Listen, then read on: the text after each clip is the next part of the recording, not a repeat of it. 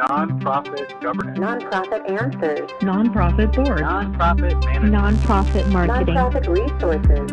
Welcome to Nonprofit Everything, the podcast where hosts Andy Shurick and Stacey Wedding answer your questions about all things nonprofit. Hi, everybody. Welcome to another episode of Nonprofit Everything. I'm Andy Shurick. I'm here with Stacey Wedding, the smart half, and we're here to answer all of your nonprofit questions. I know we always pretend that we're so... I don't know. I don't know why we do that. We both do it. We're so self-deprecating, Andy. Maybe we need to own it and be like, damn, I am smart. Well, think about this. What, and maybe this is just some sort of imposter syndrome. We have a podcast where we're pretending to be experts on the nonprofit sector, right? And so we have to lean on each other so that we don't just get crazy big heads about having this role. Maybe that's it. I don't know. I think we do a pretty good job. People listen. Yeah, people ask us questions and they listen. So it must be not the worst. So we should probably just own it and say we're both smart. But the way you ask us those questions is you send us emails is one way to do it. You can send it to questions@nonprofiteverything.com. That's one way. You can go to the Nonprofit Everything website, which also has show notes for all the other episodes, plus an archive of 130 something other episodes that we've done so far, which has been one every 2 weeks for the last 6 years, wow. I think. Are we at 6 years? Oh my gosh. How did that happen? I think we're at 6 years. Well, this is very exciting. So if you go to the website, there's all those archived episodes there. And we do see, we can see who listens to what, and or at least how many downloads of each episode there are. And it's kind of across the board. There'll be a big spike for the most recent episode for those of you that are all caught up. But then I think people just kind of dip their toe in. They're like, oh, here's a topic I'm interested in. So they'll listen to something from 4 years ago, which is great. So it's kind of evergreen content that you can always go back to and learn something that you didn't, maybe you forgot. I know I forgot. I can't tell you what all the episodes are about. But if you go there, there's a big button you can use to ask us a question that gets to us, and we will put it in the queue and we will get to it when it's your turn.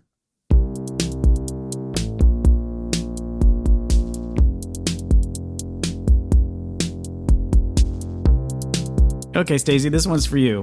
What are some tips and tricks in engaging your board in fundraising activity and strategic planning? Andy, that is such a big question that I feel like we could, have an entire episode on one of those, right? Tell me everything. Yeah. It's where do I begin? So I guess I tend to think about this in ways that, always starting with the why. I don't always know if board members understand the why. Both are important. So I think sort of starting with the why, but then thinking about tips and tricks, ways I've seen work well is little bite-sized nuggets at board meetings. So having, for example, maybe it's a mini rapid fire education session on strategic planning 101, or a strategic question your organization is facing, or even an update on your strategic plan that you're wrestling with and you want to get board feedback. So there's ways to start to introduce it, because that's the sense I get from the question is how do we get people engaged to begin with? So one of the ways to do it is, I think, in smaller bite-sized chunks, that 15 minutes, 20 minutes, if you can afford it or make time for it at a board meeting, or a fundraising, quick little fundraising activity. One of the things that I've seen that can be kind of fun is, having board members pair up during a board meeting and pretend they're making a pitch or making an ask with, somebody, and just have them get comfortable doing it. I also think other ways to sort of engage people in these types of things is to give a shout out to those who are doing it well and may not even realize it. So sometimes saying, hey, if you're the board chair or if you're head of the development committee or something, hey, I just want to say that so-and-so on our board just did a great job of saying thank you to a donor and making them feel $100. And so and so, can you share a little bit about that experience or whatever? Because then it kind of gets board members listening to board members instead of it just being staff driven. I mean, staff can play a role in this, absolutely, but I think board members hearing from their peers about what their peers are doing around fundraising or even thinking strategically for the organization, I think that sometimes is great when a board chair and an ED can come together with one strategic question, or like, we really want to spend some time at this meeting talking about this, or we're going to embark on a strategic planning process. And we know some of you have your eyes rolled back in your head, but let's talk to you about how we make this like a meaningful experience for you and the organization. And that's where you get to figure out, does the full board have to play a role in every aspect of strategic planning? Not necessarily. So are there parts you bring the board in for strategic planning? Are there parts where you have maybe a smaller strategic planning committee that's helping do more of the lion's share of the work, but getting board feedback along the way? So all of these ideas, I'm giving you kind of a smorgasbord because you said tips and tricks. And the way I see it working is peer-to-peer, absolutely. Sometimes breaking it down into bite-sized chunks, not just doing this once a year kind of training or every few years strategic planning, because then it's not part of the culture fabric of the organization. So I think there's room to kind of bring it in more frequently in ways that we don't even always label it as fundraising or strategic planning. It's about a discussion, a dialogue, interaction, peer sharing, and it just starts to then naturally evolve. So those are just a few ideas. Andy, what do you think? Not that I mean, obviously everything you said is right, but I think I wonder when we think about those two activities, board fundraising and then strategic planning, these two things seem really different to me, because strategic planning is something that's like an internal thing that we do as a staff. We may engage people outside to try to see kind of what, we might want to find out what people think of the organization or what externally, what needs we have. But it's almost usually an internal process where we're talking to staff, we're setting goals, we're trying to figure out, where does the business go next? What makes the most sense? And then fundraising always feels sort of more external to me. Like we're going to learn from internal, we're going to learn from inside the organization to figure out what to do, right? But then it's a conversation, like how do you talk to people outside the organization? How are you prepared to make an ask? All those kinds of things. They feel like two totally different things to me. So with that, what would you say, like, because strategic planning, I guess, seems simpler to me, right? So for strategic planning, if you've got a board that's just like not into it, like what would for strategic planning specifically, what would you say to them if they're just, you have a hard, it's like pulling teeth to try to get them to deal with strategic planning stuff because they've either had a bad experience or, whatever reason? I truly would use different terminology because I think there is a lot of baggage that comes with both of these terms, strategic planning and fundraising. And it's not about trying to, what's that old phrase, put lipstick on a pig? I'm not trying to say be inauthentic about what it is, but it's sort of that idea of like, we want a vision. We want to dream a little bit about our future. We want to think about what's going on and have a much bigger picture conversation. So I might frame it more like that. Here's a few kind of key questions we want to have you start thinking about that we're going to tackle at this half-day retreat or whatever. And those questions are not, what are our goals? What are our objectives? Like, I think the questions are bigger than that. Like, hey, if our organization were gone tomorrow, what would be lost? What would the community lose? What wouldn't be there? If we got $10 million that came to us unexpectedly, what would we do with it? So a little bit of these sort of more bigger picture questions that start to get people comfortable just talking, because I think strategic planning can feel so rigid and structured. And is that a goal? Is that a SMART goal? Is that right? Am I right? Yeah. Yeah. We're going to talk about the mission statement one more time. Do we need to go wordsmith the mission statement for the 10,000th so time? I kind of go, how do we bring it back to a conversation and and ask ourselves some of these questions? And so that's how I would approach it, is sort of starting it out with something that gets people warmed up so they're actually excited about it. And then that's where you get the people who really nerd out and love strategic planning and want to figure out the metrics and the KPIs and what are the goals like, and how are we going to wordsmith this? Great. Then maybe that's where that lies with staff or some committee mixed of staff and board members or something for those who want to dive in. And then, you of course keep bringing it back, sort of checking in with the board, like, hey, we took what you just said and here's what we did with it. I don't know. That's the way I would. I mean, and it's funny because I do agree with you that they're different.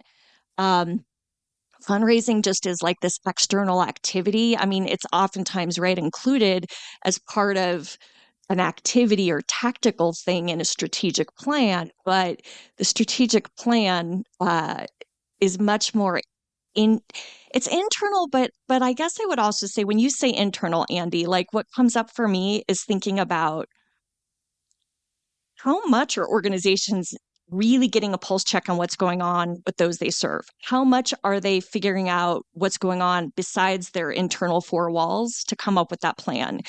Because when I think of internal, what I would hate is for listeners to think, oh, yes, this is just about our internal organizational goals. Yes, that's part of it. But like, those should be informed by external factors and what's going on outside our four walls.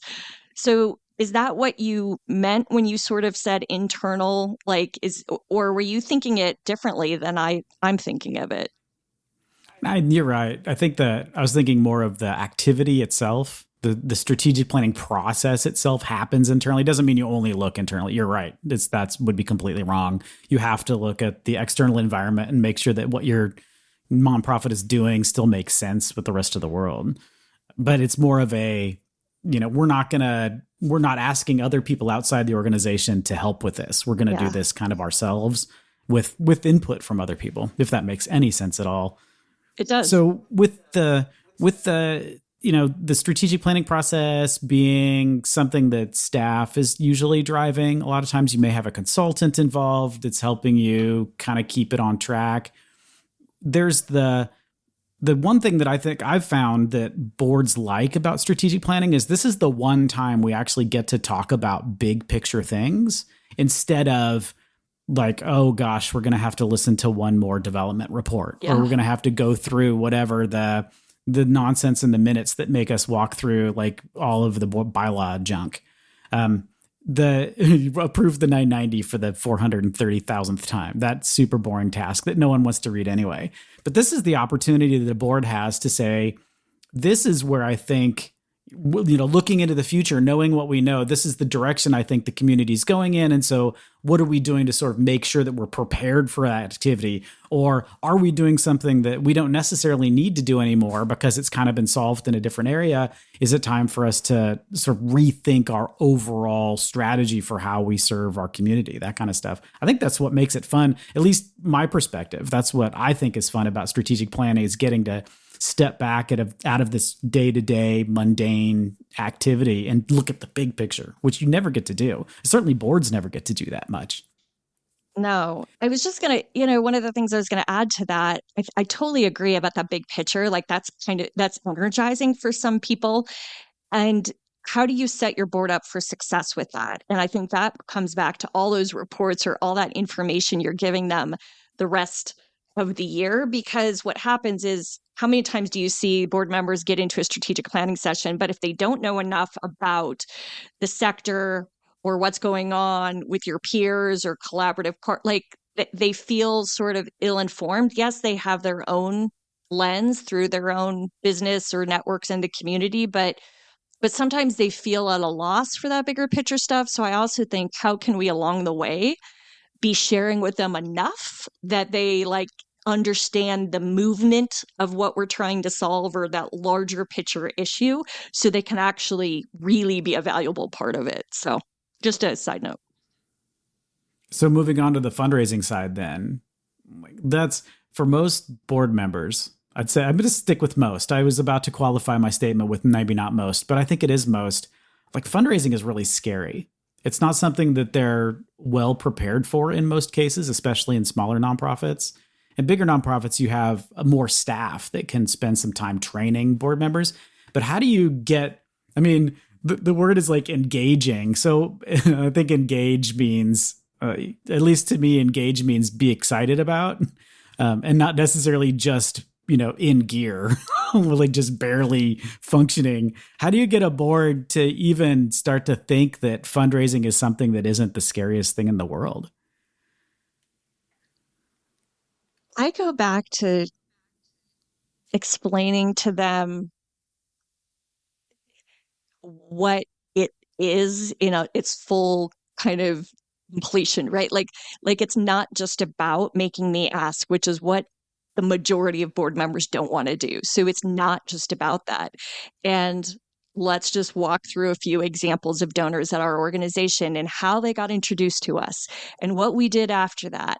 And this sort of like, because you've got those board members that love relationship building, that love their natural connection, matchmaking people, right? Or that love like their gratitude. They come from a place of gratitude and they really want to shower that.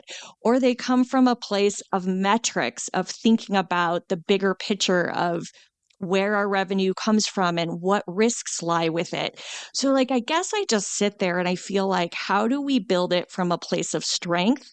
What are board members' individual strengths? Like, and so not every board member has to go make an ask. And so like, that's how I think we make it fun is like, hey, what's something that like in your own business you do that you think you're really awesome at that's sort of tied to business development or relationship development? Talk to me about that. Great. So can we take that skill and can we apply it to our organization? To me, that's what starts to make it fun because someone goes, cool, I can be successful at this. I'm not intimidated by it. I'm not scared of it. So like, I don't know, to me, like without that, I think it flops because you're forcing people they're volunteers already, right? They already like have limited time and now you're going to force them to do something that they really hate doing. Like, how is that a recipe for success? That's at least the way I look at it. And I think there's some sort of experiences that board members have of trying to sell, they may have worked with another nonprofit that isn't as sophisticated for whom they just said, well, your board requirement is that you have to raise $2,500 a year for the organization, but they don't give you any tools. And then they have these flashbacks. I don't know. When I was a kid, I was in Boy Scouts. And the Girl Scouts had it was the best, right? They had cookies and they'd stand out in front of a supermarket and just unload cookies all day. And they'd make tons of money just selling cookies. And the Boy Scouts, at the time, had no concept of how they were going to do it. And so what they did instead is they had this thing. It was called either the camporee or the jamboree or something like this. And so you'd stand out in front of a supermarket, at least this is what we did, and try to sell tickets to something that no one had any intention of ever going to. It didn't sound interesting. It's like, do you want to go to the Boy Scout Jamboree? The ticket's only, whatever, $10. And people would just look at you like, it's just pity. They're either going to give you $10 because they feel bad and you're standing, it's 120 degrees outside and you're standing wearing long pants and a neckerchief. And they feel sorry for you. So they're going to give you money. But this is I hated that. And then then they'd sell you, tell you to here's some popcorn. Just walk around to your neighborhood. You've got 50 bags of popcorn. You have to wander around the neighborhood and knock on doors and see if people want to buy popcorn. That's for me, at least, that was the worst experience. And the fact that fundraising for a nonprofit has nothing to do with that same experience. Most board members have no concept that those are different.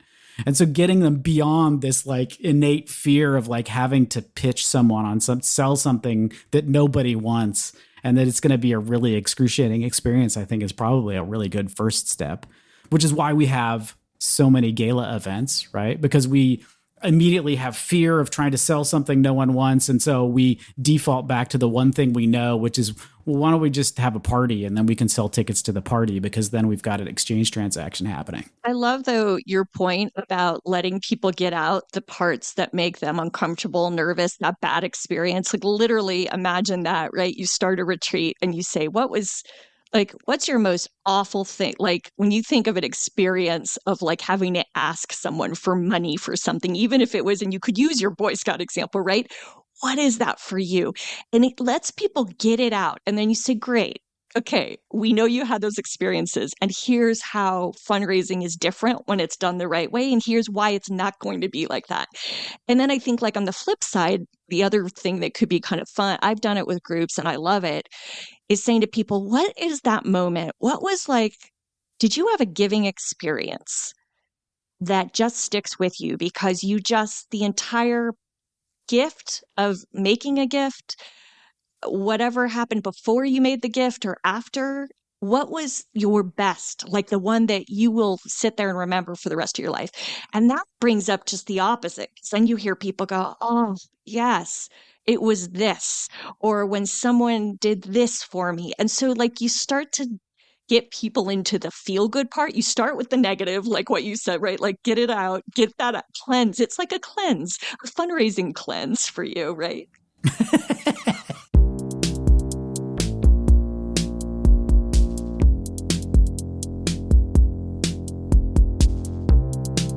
Can you explain the intended dynamics between an executive director and board? Who reports to whom? And what are the reporting mechanisms, like an annual review? How does all of that change if the ED is a voting board member? In a situation that I'm familiar with, the program staff is unhappy with the ED, the admin staff is unhappy with the ED, the leadership team's unhappy with the ED. The leadership team's also unhappy with the board in general because the board is happy with the ED. The leadership team has some good relationships with individual board members that are specifically active, but that group is small relative to the large board of more than 30 members, most of whom don't seem to be paying close attention to anything other than the top line. By the way, how common is it for the ED to be a voting board member? Is that enough of a question for you, Stacey? There are like, I don't know, 5 questions in there. You might as well. If you're going to throw a question onto the podcast, like, jam as much into there as possible. I love it. We love that. I actually love it when people do this, and it actually, it's very juicy. Yeah. So I'm not gonna go into, because if I spent the amount of time on each one, we'd be here all day, and nobody wants to be here all day. So intended dynamics between the ED and board, right? So I mean, I think there is what is, the board obviously is considered the governing fiduciary body, right? The executive director traditionally reports to the board, and the board does an annual performance review of the ED.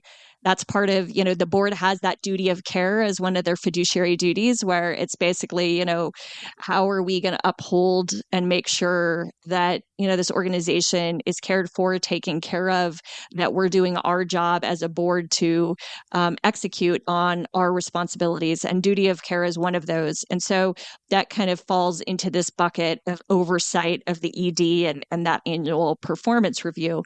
Now, I'd like to just take a quick sidestep. You all have probably, anyone who's been a longtime listener knows I'm a huge fan of partnership instead of this hierarchical, because I don't think that's healthy. I don't think it's where the world is going. And I think it needs to be more of a partnership. So, but that's getting into nuance, and I'm getting away from the question. So I'll just stop that there. And we certainly have talked about that before, and I'll probably talk about it again till I'm blue in the face. So from a standpoint of it, just for the listeners who may not be aware of some of the structures, right? You have one sort of camp or executive director doesn't serve on the board at all. So there's that scenario, which you see out there a lot. There's this scenario where the executive director actually serves on the board as a voting member. That is much rarer. It's less common. There's actually been studies based on national board surveys that show that in general, and this was a handful of years ago, so it's not current data, but when they did a study on how many EDs were actually voting board members, it was something like 12% that took the study said that they were actually a voting board member. So it is potentially permissible depending on state law. So that goes back to state law. Some states allow that, some actually don't. So there's some layers there, but it can be one of the options if an organization chooses to go that way. The organizations who tend to fall into having a board or a ED serve as a voting board member tend to be larger organizations, budgets exceeding 10 million bucks, maybe like an association type, trade association type setup. Those are the ones where you tend to see that structure. But the most common, I feel like, that is out there and that I see the most of is a executive director who serves on the board as an ex officio non-voting board member. So ex officio by way of their position, right, as executive director. As long as they're in that position as ED, they get to serve on the board. They get to have, a voice at the table in a way that might not be afforded them as just an advisor to the board. So sort of looking at it more from a bit more of a peer lens philosophically is why a lot of organizations like that structure. The challenge, so back to like, how does all of this change, right? These board ED dynamics, this annual performance review, how does it change if the ED is a voting board member? I mean, what it means for any ED or staff that are listed as voting board members if assuming that is in accordance with state law, then it's about making sure there's a very robust conflict of interest policy, right? You can't be a part of decisions, and you probably need to recuse yourself in some circumstances, right? Things to do with your performance evaluation. You are not going to be one of the people deciding on your compensation for that. Like, that's the board's role. So that's an outright example, but there's other nuances that come into play with other types of decisions that when you're kind of an executive director, having a vote may be perceived as a conflict. So it really, what you find is organizations that have an ED who's a voting board member have usually fairly substantial samples of what is or isn't appropriate for that ED because they are an ED to participate or vote on. So it's a little bit of, there's sometimes a lot of things where they have to recuse themselves, which kind of, if you ask me, that sort of takes away the whole point of why, like, maybe they wanted to be a voting board member, like on some of those issues. And what you're trying to do is avoid that undue influence that can come from, or sort of something that that takes away from looking at what's in the betterment of the organization and becomes more like what's in the betterment of this individual. That's what you're trying to avoid. And so it gets a little stickier when it is when the ED is voting on the board, in my opinion. It just gets a little hairier, a little stickier. The only other caveat, of course, there's lots of caveats here, right? But I feel like one of the things we have to think about that most organizations don't ever even talk about when they put their ED as an ex officio is, board members are bound, right, by legal and fiduciary obligations. So you've got to just think about your protections from an insurance standpoint. If you are a non-voting board member or you're by way of position ex officio on your board, you could still be held to some of the same legal standards as your fellow board members, but you don't have voting privileges like they do. So do you trust they're voting enough that potentially it could come back, to bite you? And so that's where you sometimes see schools of thought about, should an ED even be ex officio? And I think these are just things that we could go on and on, because I can think of 100 examples of where this could work or not. But short answer is all of this does change a bit when the ED is voting, or, a voting board member, from a standpoint of they may have more voice and to be able to cast a vote and even potentially influence the vote even in a stronger way. But if they've got the conflict of interest in place, that shouldn't be happening in any kind of large way, particularly if you have a board of 30, like you're saying, like there's 30 people, right? So it's not like this one person. That's what happens, right? You get these large organizations. So it's great, we're going to put the ED and the second in command on the board as voting board members, but they're 2 votes out of 30 or whatever. So so you sort of have to weigh and look at the bigger picture and also think about what type of influence they have. That's more of the technical answer. I guess like on the soft side, I hear like you're saying, oh my God, nobody is happy. Nobody's happy with this role, right? Like, so what happens? And I mean, I guess my hope is that, I don't know enough about what people are unhappy about to answer that. If it's something that is like rising to a really serious level, then perhaps that, that needs to be looked at from like a whistleblower standpoint. But if it's more like we just don't like their style, that gets a lot tougher, right? Because that's where the board, if the board's doing what they should be doing, is looking at metrics like how is the organization performing in all levels, including staff retention? Are we getting feedback from staff from time to time to share with us what they think is working or not? Like, and so boards do have some degree of obligation to be looking at that and looking at all those metrics so that hopefully they can pull out when there is like strong dissent among a large group of you. My hope is a board that's not asleep at the wheel, or even a small group of the board that's, more active, is doing that, because this is where you see organizations just kind of crumble because of these weird things in place. Like we can't go to the board to complain about an ineffective leader when the leader may be very well ineffective. So that was a really long answer of mine. Andy, push back. I feel like you might push back on some of what I said with this one. I don't know. No, I don't think so. I agree with everything you said. I would just say that where the staff and everybody is unhappy with the ED is really common, and the board thinks they hung the moon, right? That's really common. That's not an unusual situation. And a lot of it is because the staff is in it every day, all day, every day, and kind of sees what goes on. Sometimes the staff doesn't know what the ED actually does. Like the ED is just like, they're never here. Like they're always gone. They seem to take lots of vacation days. But then the board is super happy with the performance of the organization. So you get this sort of just resentment of like, we're working so hard and this person's never there, right? That could be part of the scenario. I think like finding out like why the staff is unhappy with the ED, is it really just like they're just a jerk, or like what the issue is, I think is probably important to be able to answer this question like really appropriately. But yeah, there totally needs to be a performance review. That's actually required. It's not something that's optional. You have to have a performance review with the board. It's something that the 990 asks about.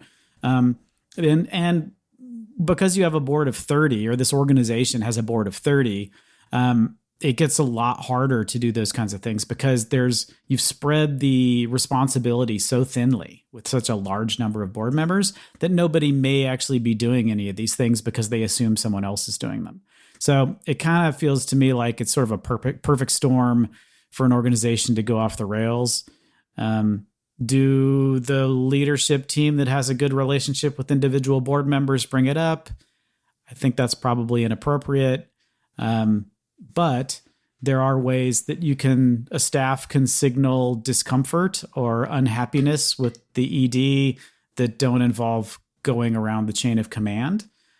So I suggest you investigate those. Like if it's something that's really, I mean, if it's just malaise, if you just like, yeah, I don't like them, like nobody likes this person for whatever reason, that's not going to get you. But if there's, financial misdealing, if they're being irresponsible, if they're spending money on things they're not really allowed to spend money on, if they're doing end runs around stuff, if they're not serving the mission, that's what your whistleblower policy is for. So make sure you have a whistleblower policy and that it's updated and it allows folks to have conversations about what may be going on in the organization outside of the chain of command in a formal way that doesn't just turn into carping with your buddy over drinks. That, did you know what this person's doing? Can you believe it? Right? Because that's not going to end well for you, and it's not going to end well for the organization.